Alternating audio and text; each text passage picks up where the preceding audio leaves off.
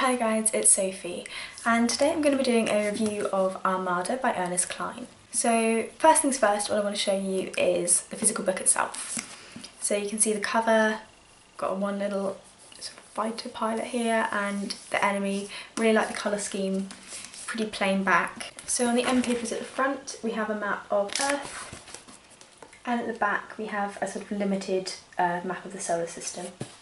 And then on the inside of the dust jacket we have layouts of the ships that are described in this book, and just so you know, that's the spine. So I was so excited for this book. I pre-ordered it, I got it on the day of release in the UK. I was even tempted to get it from the States so I could have it, because I think theirs was something like 2 days earlier, I think, or maybe a day earlier.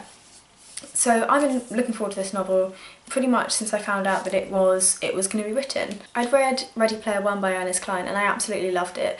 I thought it was so original, I thought that the characters were brilliant, and I really love the world. It's one that I read, and I think probably was one of my top books I read last year, if not the top book I read last year. Absolutely loved this one. But the things I loved about this I didn't find in Armada. So before I go into the sort of negative review, because for me this is a negative review, I just want to say that the book itself was good, and if you are interested in the premise and have never heard of anything like it before, go ahead, go read it. Or if you particularly like Ernest Cline's sort of quirky romance elements, again, go read it, because you're going to get a little bit more of that in there. But there are several reasons why I found this book really disappointing, and I actually had to stop myself from making this video because I was sort of halfway through and wanted to sit down and rant about it. So in order to review this properly, there are going to be some spoilers. If you want to read the book, if you're interested to go read it, please go away now. These plot spoilers aren't to the very end of the book. I'm not giving the ending away, but I am giving some pretty significant events away within the novel. So if you don't want to know about that, please go away now. Okay, so I don't really know whether to label these as spoilers for Armada or whether they're spoilers for Ender's Game. This is my main issue with this book. So I read this book earlier on in the year. A lot of people probably haven't read Ender's Game that recently. I think it was published in, what was it, 1985, 1984. And it was really good. I've spoken about this on my channel before. I absolutely loved it and wish I read it so much sooner. The problem I had was Armada followed almost an identical storyline with almost an identical character. I've not found anywhere that Ernest Cline has said that it's a rewrite, but in my eyes it is essentially a rewrite with an amended ending, and I wanted originality. I wanted something that blew my socks away in the way that Ready Player One did, and this didn't even vaguely get there. I was just reminded throughout the entire novel how much worse Armada is than Ender's Game. So you might see these little tabs I have in here, and these 5 tabs here in Ender's Game and these 5 tabs here in Armada describe events that are essentially the same. So what you can see is there are 3 just up here quite early on in the novel and 2 toward the end of Ender's Game. So we have a male protagonist who is very into video games, who has an altercation with another male student at his school. In the case of Ender's Game it's his brother.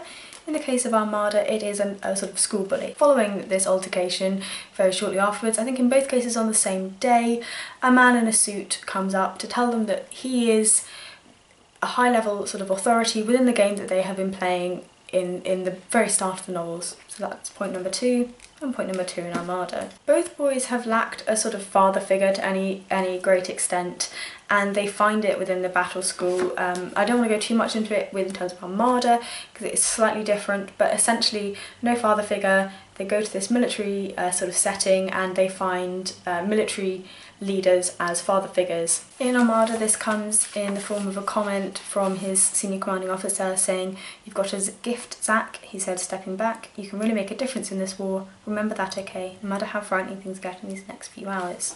And when Ender is entering the battle school on the way, he is essentially told the same thing by his senior commanding officer, that he is a boy of very special ability and that he is needed to be on the front and that he will sort of save the world. We then move on to the battle scenes. In Armada we have a race of sort of cephaloid creatures who are piloting drone spacecrafts from a central orb planet, which is actually Europa, one of the moons of Jupiter, and they are coming to invade Earth. And in Ender's Game we have a group of buggers who are insectoid creatures who are living on a home planet who will eventually become a threat to Earth and go to Earth to invade there. In Ender's Game, the scene in which he discovers that the game is a reality, they go to the homeworld and they start to blow up the nest planet, essentially. So they go in and they fire a missile. Ender fires a missile down into this planet, destroying the children of the enemy and therefore ending the game. In Armada, they go to the host planet,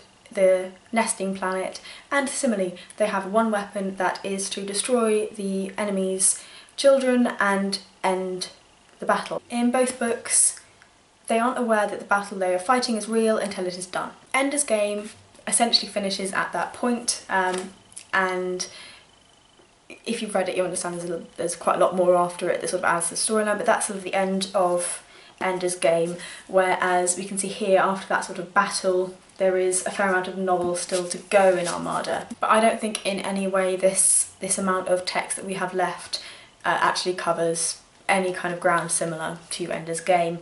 Ender's Game was a novel that I read earlier on this year and I've thought about quite a lot since. It's a novel that really struck me, and I cried in this novel. I definitely thought about the morality of the sort of the characters. I thought about how they would be feeling. I really felt as though I sort of could tune into these characters. In Armada, it fell very flat for me. I don't know what I would have thought of this book had I not read this one. I don't know whether I would have thought this book was worth reading if I had no knowledge that Ender's Game existed. However, knowing what I do and having read Ender's Game, if you've read Ender's Game, please don't read Armada. It's very rare that I tell you not to read a book and not to sort of go and have your own experience, but I think that it is amazing that I haven't heard anything from Ernest Cline saying that it is an updated version of Ender's Game, because I don't see how you could claim that it was anything else. It's either an updated version or a straight up rip-off, and I don't like the idea of people being ripped off by it, essentially because it's come out later in time than Ender's Game did. And I got very cross when I was reading this, because I was looking for that originality. I was looking for not just those strong connections with pop culture, which were in there. There was a lot of pop culture references, but for that sense that Ernest Cline did understand the mind of the gaming industry and those who play it. And to be honest, a lot of this came off as stereotypes, and they were quite similar stereotypes to the ones that we saw in his previous novel. Particularly the main female character in this novel was, in the first time I read her, because she was exactly the same in Ready Player One, it was quite nice. We had Artemis, and you know, she's skilled and she's talented, and she essentially sort of wows people by the fact that she's relatively understated about this. In this novel we have Lex, who's another manic pixie dream girl type, who is, well, she's sort of a strong female character. She's exactly the same, and I feel as though Ernest Cline's repertoire of female characters isn't as strong as I thought it was. That was one of the things that maybe if I hadn't read his other novel I would have liked about this. But I have, and read it if you haven't read the other two. Or if you've read Ready Player One and loved it but would never read Ender's Game, then yes, go ahead. If you're not sort of the kind of person who enjoys that sort of thing normally but quite likes YA sort of sci-fi, then this might be for you. People who genuinely enjoy sci-fi and enjoy all the things they're referencing in here, it's a rip-off of so many ideas. I don't feel as though it is a new idea born from old ideas. I feel as though it is just an old idea in a new package. And whilst the package is gorgeous, that's not enough to hold it for me. I'm not going to unhaul it because my brother would like to read this one, and I do think it's worth holding on to books that you don't necessarily like sometimes and going over them again later. And the last thing I want to say is the fact that this book contains no comments on any reviewers about Armada. Everything is about Ready Player One. Like, you know, on the back they normally have some sort of description and then a list of comments, and then sometimes on the main page you'll have like this, like a page, and it just says, oh, this is the other novel they have. That has that, but everything about it is Ready Player One, and I want to see some reviews from sort of paper-based reviewers about this book too. I want to see if other people think the same things I do, and whether or not they've said so many negative things that they won't put it on the book. So thank you ever so much for watching. Sorry it was a bit ranty, but I just really needed a rant about this book at the moment. I will see you very soon in my next video. Might be trying to do the backwards book title challenge with my brother, but I have to convince him first. So hopefully I'll see you soon with that. Bye bye.